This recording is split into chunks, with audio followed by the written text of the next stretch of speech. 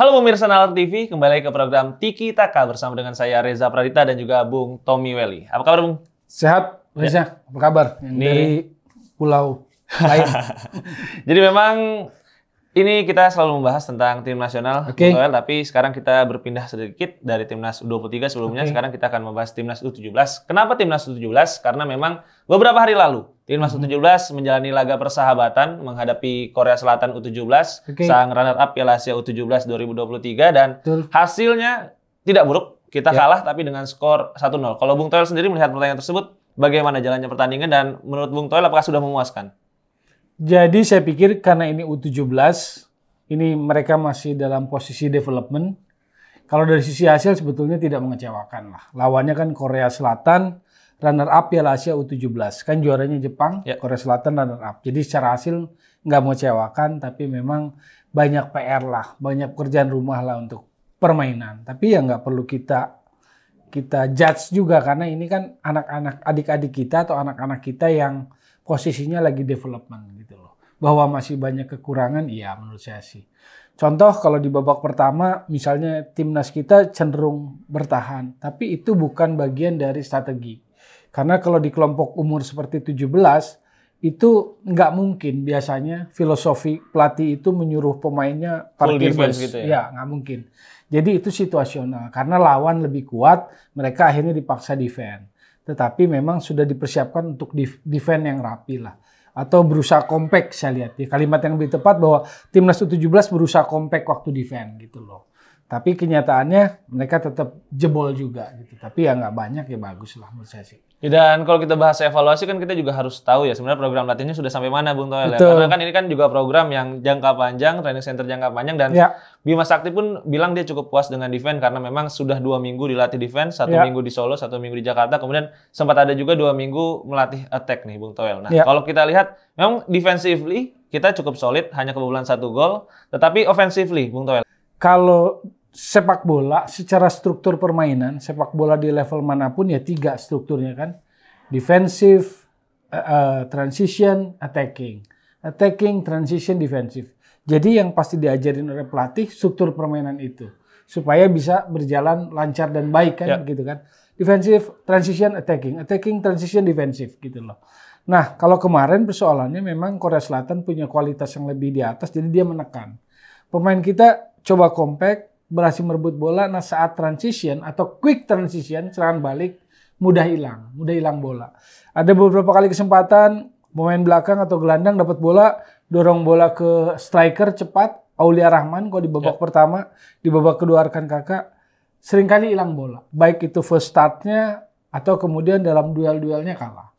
Jadi kalau secara fisikal, kalau kita lihat pertandingan kemarin timnas U17 lawan Korea Selatan, yang membedakan, saya ulangi lagi, secara fisikal strength-nya kalah. Strength-nya Korea Selatan, strength-nya lebih kuat.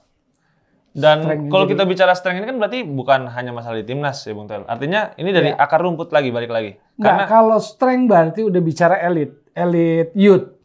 Jadi kan kalau akar rumput grassroots. Berarti dari situ setelah usia 13 ke atas ya? 13 ke atas kan harus ada elitnya tuh, elite youth yang terpilih lah dari kelompok anak-anak elite youth. Di situ baru program. Nah, strength-nya kelihatan mereka udah lebih tertata lah. Jadi duel-duel selalu bisa mereka menangkan. Kelihatan dari sisi postur, strength otot mereka lebih kuat gitu loh. Dan memang ini artinya juga bagaimana cara Korea Selatan berarti mencari bibitnya lebih awal kemudian bisa dikembangkan seperti sekarang. Iya, kalau mencari bibit saya pikir kan kalau dari sisi jumlah kita banyak. Walaupun kita nggak punya data secara persis berapa tuh anak-anak yang main bola kan. Jadi kita nggak pernah tahu komparasi perbandingannya dari yang grassroots baru kemudian mengerucut ke yang elit gitu loh. Nah persoalannya kan elit ini kan belum tertata dengan baik. Kita nggak punya center of excellence istilahnya. Kalau akademi kan udah biasa banyak, tuh udah lazim kan. Walaupun bisa salah kaprah, tapi yang benar sebetulnya center of excellence. Center of excellence yang seperti apa? Kalau kita di level tinggi, Prancis punya Clairefontaine gitu loh. Qatar punya Aspire Academy, nah itu center of excellence. Nah, kita nggak punya kayak begitu. Kalau di beberapa tempat PPLP, lalu bilangan PPLD ada gitu loh. Tapi apakah itu sudah memenuhi syarat kriteria center of excellence? Belum tentu kan. Dari segala aspek gitu loh. Nah kelihatan kalau mereka negara yang sudah maju sepak bolanya, udah sampai itu di level itu, sehingga para pemain yang terpilih timnas itu kelihatan Sudah terlihat yang memang paling terbaik di negaranya ya. Apalagi strikernya babak pertama, bukan soal Aulia Rahman ya, tapi karena case-nya terjadi seringkali dapat bola transition, first start-nya kurang sempurna, pasti di-intercept oleh back lawan, back Korea, atau duel dia jatuh, kalah strength, banyak kalah strength. Dan kalau kita bicara soal kedalaman squad Bung Toel, kemarin juga ada sebuah komentar menarik dari Bima Sakti, di mana memang Bima Sakti bilang dia belajar dari kualifikasi Piala Asia U17. Ketika memang Indonesia sebenarnya tampil cukup baik, tetapi kemudian kalah di laga terakhir ketika menghadapi Malaysia.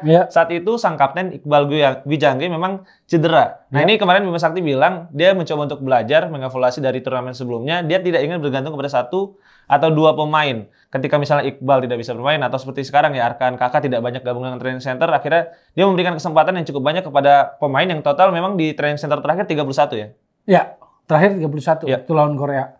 Ya betul, sebetulnya di level usia muda seperti ini, ketergantungan pada 1-2 pemain harusnya bisa hilang. Walaupun tidak bisa terhindarkan lah bahwa ada 1-2 pemain yang menonjol. Pengalaman Piala Dunia U17, walaupun timnya nggak juara, misalnya 2003 Spanyol nggak juara, tapi pemain terbaik sama top scorernya Cesc Fabregas. 2007 Jerman nggak juara, tapi pemain terbaiknya Toni Kroos gitu kan. Nah, jadi pasti ada di tim itu yang menonjol, yang excellent. Karena memang tujuannya adalah akan ada individu-individu yang naik ke atas gitu loh. Nggak semata-mata juara. 2009 Swiss juara dunia loh. Ya kan kalau pakai teori awam yang sering sekali salah kaprah, kalau 2009 juara dunia 17 harusnya 2018 atau 22 kemarin bisa metik hasil ya. Iya, padahal di 2018 pun alumni 2009 yang juara dunia Piala Dunia U17 Swiss hanya tersisa 3 atau 4 pemain. Jadi itulah sepak bola, pemahamannya gitu loh. Makanya saya bilang, saya nggak mau mengoreksi anak-anak 17 karena itu anak-anak kita, adik-adik kita yang sedang berkembang, masih dalam tahap develop, statusnya mereka masih talented player, masih pemain berbakat, belum masuk kepada tahap fase mature player, pemain matang. Di mana pemain matang itu kategorinya di 18 sampai 21. Dimatangkan di mana? Di klub dan di kompetisi. Makanya FIFA bikin Piala Dunia junior itu hanya 2 kategori, 1 17, 1 20 yang diambang kematangan. Jadi kalau U23, walaupun ada kategori U23, jangan bilang itu kelompok umur sama seperti 17, 16 atau 18 karena dia sebetulnya sudah senior. Hanya beberapa sub confederation melihat bahwa mereka untuk menaikkan level pengembangan sepak bolanya atau timnasnya perlu membuat jembatannya under 23-nya. Tapi jangan menyebut itu kelompok umur karena filosofinya beda tuh. Jadi U17 itu development, talented player, U20 adalah proses menjadi pemain matang. Dan kalau kita lihat memang Indonesia juga masih terus mencari pemain-pemain baru lagi, Bung Toel, karena memang walaupun nanti sempat ya. Ya, ini yang akan jadi pertanyaan. Kan jadi kurang dari 70 hari. Sekarang ya sudah tinggal 2 bulan lagi. Sekarang katanya akan berangkat ke Jerman pada tanggal 19 September. Tetapi nanti sampai di Jerman 23 September karena akan transit dulu ke Belanda. Nah, ini kan kemudian juga muncul pertanyaan, apakah memang ketika nanti transit ke Belanda ini tujuannya juga untuk kemudian mencari para pemain diaspora lagi, Bung Toel. Dan kalau misalnya memang masih mencari pemain-pemain tambahan, apakah sekarang waktunya memungkinkan untuk kemudian mematangkan tim dan menyatukannya dengan para pemain lama? Kalau mencari tambahan pemain menurut saya berat ya. Karena prosesnya harusnya bukan fase itu. Prosesnya adalah pematangan tim, sudah masuk ke dalam kerangka tim. Jadi Reza bayangkan tim-tim lain kan sudah ada. Mereka dalam proses mematangkan tim yang ada kan. Jadi advance program lah. Nah kalau kita masih berkutat masih cari pemain, pasti ketinggalan jauh. Maka menurut saya TC Jerman maupun nanti transit ke Belanda, itu adalah proses untuk mematangkan kerangka pemain. Membuat pelatih bisa memilih 23 pemain yang akan dibawa ke Piala Dunia U17. Bahwa Piala Dunianya di Indonesia, cuaca, iklim dan sebagainya berbeda dengan Jerman dan Belanda yang Eropa, artinya kita lihat bahwa ke sana adalah lebih kepada fase konsentrasi dan memudahkan lawan tanding. Menurut saya itu. Jadi memang menurut Bung Toel tujuannya adalah itu? Naikin kepercayaan diri gitu loh. Jadi memang ketika nanti training center di Jerman tujuannya itu. Jadi memang untuk membuat akhirnya para pemain bisa lebih fokus untuk Betul. latihan saja di sana selama 2 bulan ke depan, Ya. dan kemudian untuk mungkin mencari lawan tanding yang lebih Mudah. oke mungkin dan Ya. lebih mudah ya, karena di Jerman pun kemarin katanya Erick Thohir sudah komunikasi dengan DFB, Ya. katanya ingin Kan ada Frank uji coba Bond. ya. Nah itu juga menarik. Jadi dia yang menjadi akses untuk kemudian membantu Mempermudah, memudahkan uji coba sparring itu loh. Kalau bicara kan begini, persiapan itu biasanya mengacu pada posisi tuan rumah. Contoh negara-negara luar akan bertanding di Indonesia yang tropis gitu loh. Ya. Di bulan November kelembapannya akan seperti apa. Nah dia akan berlatih atau beruji coba di area yang mirip gitu kan. Atau melawan lawan-lawan yang mirip. Tapi ini kan kita enggak, kita ke Eropa gitu loh. Dan menjelang winter kan. Ya menjelang. Apalagi musim Jerman ini. tuh. Ya. Bundesliga aja stop di Desember Ya. kan. Jadi saya ngelihatnya lebih kepada fokus TC, Frank Wormuth dengan segala aksesnya di Jerman mungkin bisa memberikan sparring partner yang banyak buat timnas U17. Jadi memang kalau menurut Bung Toel tujuannya untuk itu berarti sudah sesuai dengan yang kemudian diharapkan, dan kalau misalnya berangkat ke Jerman memang tidak ideal lagi untuk kemudian menambah Mencari pemain. ya, yang diaspora gitu. Apalagi kemudian itu kan menyangkut proses administrasi. Ya. Yang ya syukur-syukur kalau udah ada paspor Indonesia. Sudah Kalau ada, belum, iya. repot. Jadi saya pikir bukan fase itu lagi saat ini. Tapi tadi kita bahas pemain Bung Toel. Oke. Untuk pelatih sendiri, ini kan sebenarnya Bima Sakti sudah menangani tim ini cukup Ya, lama. betul. Sudah menangani tim sejak ketika juara Piala AFF Ya. U16, kemudian kualifikasi Piala Asia U17, kemudian sekarang mengumpulkan tim yang tidak jauh berbeda. Ya. Kalau progresnya sendiri Bung Toel, sejauh ini dari pertama kali memimpin tim ini sampai sekarang hingga Hamin 2 bulan Piala Dunia U17, apakah progresnya sudah cukup baik? Progresnya ada secara tim menurut saya sih ya. Memang di beberapa titik masih belum cukup meyakinkan. Misalnya penjaga gawang, di sektor penjaga gawang saya belum melihat sosok yang cukup menonjol atau sudah matang. Tapi ya oke lah. Mereka masih 17. Contoh gol dari Korea itu menurut saya, kalau dari sudut pandang Indonesia, ya itu tangkapan dari penjaga gawang yang lepas. Kalau cutback itu karena dia sudah keluar antisipasi, ya memang harus tinggal mengandalkan dia mematikan bola. Tapi waktu itu dia kan ngambil bolanya lepas. Ya. Jadi jatuh ke kaki Korea, ya reboundnya kan enak. Jadi saya pikir beberapa titik masih perlu. Bek kiri, bek kanan. Oke, Iqbal Jiwangge, Sultan Jaki, duet center back yang kelihatannya menonjol dan jadi pilihan utama. Walaupun tadi Reza bilang kan, nggak boleh semata-mata mengandalkan mereka. Pelapisnya harus disiapkan dan nggak boleh jaraknya terlalu jauh dengan mereka. Tapi kiri kanan menurut saya masih pencarian. Bek kiri, bek kanan. Sayap kiri, sayap kanan. Karena mereka kan main 4-3-3 kemarin. Gelandang bertahan juga masih terbuka kemungkinan. Kemarin yang main Dennis Vigo.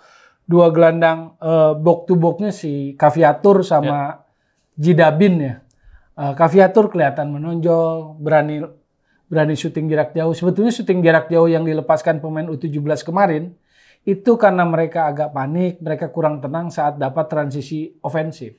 Begitu masuk area sepertiga, mereka kurang tenang, kurang berani kombinasi.